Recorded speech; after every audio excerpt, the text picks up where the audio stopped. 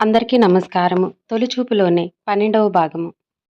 అదేంట్రా, ఉదయం నేను చూసినప్పుడు అందరూ ఉన్నారు, మరి ఇప్పుడేంటి ఇంత ఖాళీగా ఉంది అని అంటాడు అర్జున్. బావా, ఇది సిఎస్సి క్లాస్ వాళ్ళ రూమ్కి షిఫ్ట్ అయ్యారు. నిన్నటిదాకా ఏవో చిన్న రిపేర్స్ ఉన్నాయని వాళ్ళని ఇక్కడ ఉంచారు. ఇవాళ వెళ్ళిపోయి ఉంటారు అని చెప్పాడు రాజు. కొంచెం నిదానించిన అర్జున్ కాసేపటికి సిఎస్సి కాబట్టి కనుక్కోవచ్చు అని తనకి తానే సమాధానం చెప్పుకొని కుదుటపడి రాజుతో లంచ్ ముగించి మళ్ళీ క్లాస్కి వెళ్ళిపోయాడు. క్లాస్లో ఉన్న పెద్దగా ఆసక్తి రాకపోవటంతో బయటికి వచ్చేస్తాడు. అలా బయట తిరుగుతూ ఉండగా ఒకచోట ఒక అమ్మాయి ఏడుపు వినిపిస్తుంది. ఎవరిదో అని చుట్టూ గమనిస్తూ ఉంటాడు. కానీ తనకి ఎవరూ కనిపించటలేదు. ఎక్కడ నుంచో వస్తుంది అని ఆ శబ్దాన్ని అనుసరిస్తూ వెళ్తాడు. అక్కడ ఒక చిన్న గది లాంటిది ఉంది. చాలా పాతబడ్డ గదిలా అనిపిస్తుంది. అక్కడికి వెళ్ళి తలుపు మీద చెవి ఆనించి వింటాడు. చాలా చిన్నగా శబ్దాలు వస్తూ ఉంటాయి. వెంటనే ఆ గది తెరవటానికి చూస్తాడు. కానీ తాళం వేసి ఉండటంతో చుట్టూ చూస్తూ ఉంటాడు. అది పాతకాలం నాటి తలుపు, చాలా గట్టిగా ఉంది. పైగా ఆ తాళం కూడా పెద్దదే. బయట నుంచి తలుపు మీద గుద్దుతూ ఉన్నా దానికి ఏమీ అవటం లేదు. ఇక ఇలా కాదు అని చుట్టూ చూస్తూ ఏమైనా దొరుకుతుందా అని వెతుకుతున్నాడు.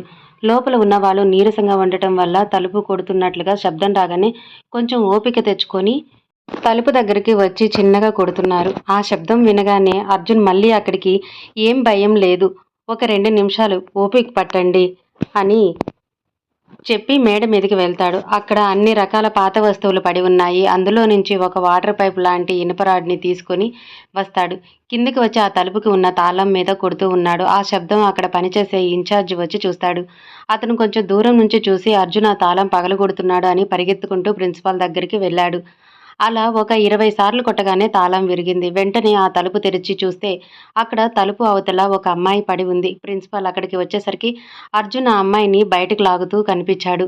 ఆ దృశ్యం చూసిన ప్రిన్సిపల్ కోపంగా వచ్చి అర్జున్ని చూస్తూ యువర్ సస్పెండెడ్ అని గట్టిగా చెప్తాడు.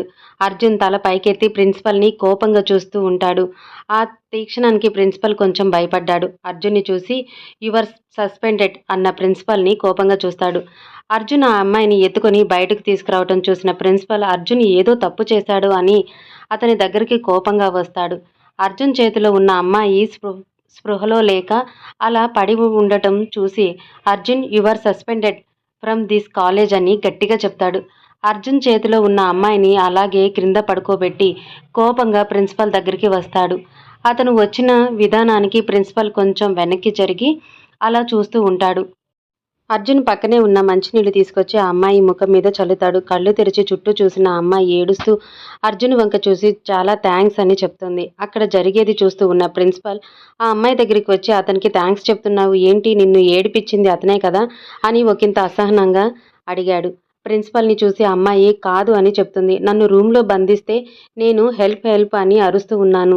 ఇంతలో ఇతను వచ్చి నన్ను కాపాడాడు అని చెప్తుంది. అర్జున్ ప్రిన్సిపల్ దగ్గరకు వచ్చి అసలు ముందు ఏం జరిగిందో తెలుసుకోకుండా అనాలోచితంగా తొందరపడి నన్ను సస్పెండ్ చేశారు. ఇప్పుడు నా తప్పు లేదు అని తెలిసింది. ఇప్పుడేం చేస్తారు అని కోపంగా చూస్తూ అడుగుతున్నాడు.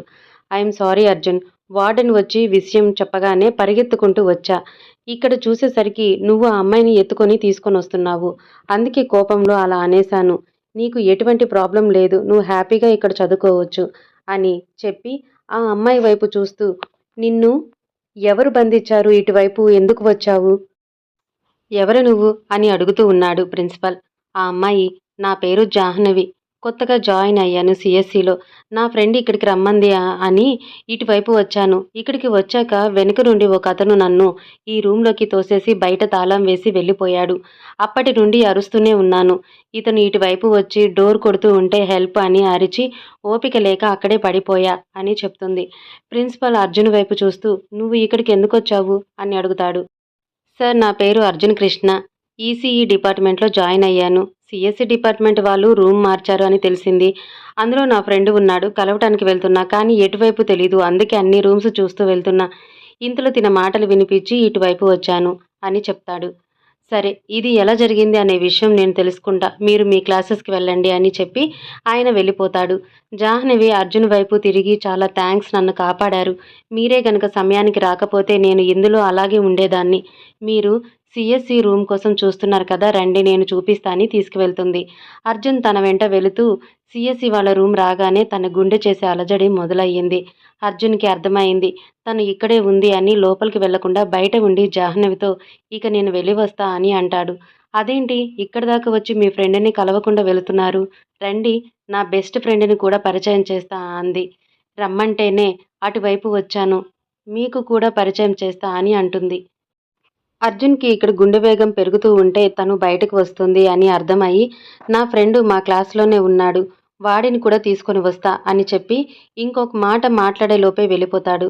అర్జున్ వెళ్ళిపోవటం, అప్పుడే బయటకి సంధ్య రావటం జరుగుతాయి. అర్జున్ సీఎస్‌సీ క్లాస్ దగ్గరికి వచ్చినప్పుడే సంధ్య కూడా గుండె అలజడి మొదలయ్యింది. తాను ఇక్కడే ఉన్నాడు, ఈసారి ఖచ్చితంగా చూడాలి అని బయటకు వస్తుంది. అప్పుడే వెనుకకు తిరిగి ఉన్న అర్జున్ని చూసి అతను వేసుకున్న డ్రెస్ని గుర్తుపట్టి అతనే అని నిర్ధారించుకొని అటువైపు వెళ్తూ జానుని చూసి ఆగుతుంది. జాను దగ్గరికి వచ్చి, వసై ఇంతసేపు ఏమైపోయావు, ఎక్కడ ఉన్నావు అని తెగ టెన్షన్ పడ్డా అని జానుని మీద అరుస్తూ ఉంది సంధ్య. జాను సంధ్య వంక కోపంగా చూస్తూ, ఏంటే నువ్వే నన్ను రమ్మని పిలిచి మళ్ళీ ఇలా ఎక్కడికి వెళ్ళాను అని అడుగుతున్నావా? నేను నిన్ను పిలవటమేంటి? నేను వాష్రూమ్కి వెళ్ళి వచ్చేసరికి నువ్వు లేవు, బయటికి వెళ్ళి ఉంటావు, వచ్చేస్తావేమో అని ఎదురు చూస్తూ కూర్చుంటే నేను రమ్మన్నాను అంటావేంటి? అసలు నీకెవరు చెప్పారు నేను రమ్మన్నానని? నేను క్లాస్లోనే ఉన్నప్పుడు జాను నిన్ను సంధ్య లైబ్రరీ దగ్గరికి రమ్మంది అని వినిపించింది. ఎవరా అని చూస్తే అక్కడ ఎవరూ కనిపించలేదు. ఎవరో చెప్పేసి వెళ్ళిపోయారు అనుకొని లైబ్రరీ వైపు వచ్చాను. అటు వెళ్తూ ఉంటే వెనుక నుంచి ఎవరో నా నోరు మూసేసి పక్కన ఉన్న ఓల్డ్ స్టోర్ రూమ్లో పడేశారు అని అక్కడ జరిగిందంతా చెప్తుంది జాను. సంధ్యకి అనుమానం వస్తుంది, ఎవరో కావాలని చేశారు, ఎవరా అని ఆలోచిస్తూ ఉంటే జాను అర్జున్ గురించి చెప్తుంది. ఎంత బాగున్నాడో తెలుసా, చాలా ధైర్యవంతుడు, ఇంకా మంచివాడు, ఇక్కడ దాకా వచ్చాడు వాళ్ళ ఫ్రెండ్ని కలవటానికి, మళ్ళీ సడన్గా అతను ఇంకో ఫ్రెండ్ని కూడా పిలుస్తాను అని చెప్పి ఇప్పుడే అటు వెళ్ళిపోయాడు. సంధ్యకి అర్థమవుతుంది తను వెతుకుతున్న అతను అర్జున్ అని. ఎలాగైనా అతన్ని చూడాలి అని. జాను మనం వెళ్ళి అర్జున్ని థ్యాంక్స్ చెప్దాము, అలాగే అతనికి మనం చిన్న బహుమతి ఇద్దాము అని అంటుంది సంధ్య. నేను అదే అనుకుంటున్నా. అతను ఉండే ఈసీఈ డిపార్ట్మెంట్ ఎక్కడ తెలీదు, అలాగే అతను అక్కడ ఉంటాడో లేదో కూడా తెలీదు. ఎందుకంటే వాళ్ళ ఫ్రెండ్ను కలవటానికి వెళ్తున్నా అన్నాడు కదా, మనం రేపు వెళ్ళి కలుద్దాము, నీకు కూడా అతన్ని పరిచయం చేస్తా అంటుంది జాను.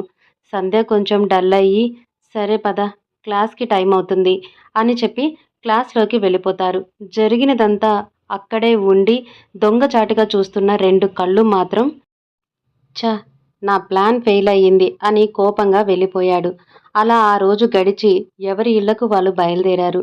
పార్కింగ్ ప్లేస్లో అయినా కనిపిస్తాడు అని ఎదురు చూసిన సంధ్యకి అర్జున్ కనిపించడు. రాజు వచ్చి బండి తీయటం వల్ల అర్జున్ కనిపించలేదు. ఇంటికి వెళ్ళి బెడ్రూమ్లో కూర్చొని అర్జున్ గురించి జాను చెప్పిన మాటలు అన్నీ గుర్తు చేసుకుంటూ ఉన్న సంధ్య ముఖంలో తెలియకుండానే నవ్వు వస్తుంది. రూమ్లోకి వచ్చి ఏదో ఆలోచిస్తున్న సంధ్యని చూసి, ఏంటే తెగ ఆలోచిస్తున్నావు, ఎవరి గురించి? కొంపదీసి అర్జున్ గురించా అని అడుగుతుంది. అర్జున్ పేరు విన్నప్పుడు టక్కుమని తలపైకి ఎత్తిన సంధ్య అక్కడ జానును చూసి, నీ మొహం, నిన్ను ఎవరు రూమ్లో పెట్టారు అని ఆలోచిస్తున్నా అని అంటుంది సంధ్య. అవునే, నాకు అదే అర్థం అవ్వట్లేదు, ప్రిన్సిపల్ సారు కనుక్కుంటా అన్నారు కదా, చూద్దాం రేపు తెలుస్తుందిలే వాడెవడో, కానీ నాకు తెలియాలి, వాడికి ఉంటుంది నా చేతిలో అని కోపంగా అంటుంది జాను. తన ప్లాన్ ఫెయిల్ అయ్యింది అని తెగ తాగేస్తూ ఎంత కష్టపడి ప్లాన్ చేస్తే ఆడెవడో వచ్చి మొత్తం నాశనం చేశాడ్రా. ఈరోజు సంధ్యకు నా దగ్గర ఆపుదామనుకున్నా, కానీ వాడు మొత్తం నాశనం చేశాడు అని తెగ తాగేస్తూ వాగేస్తున్నాడు.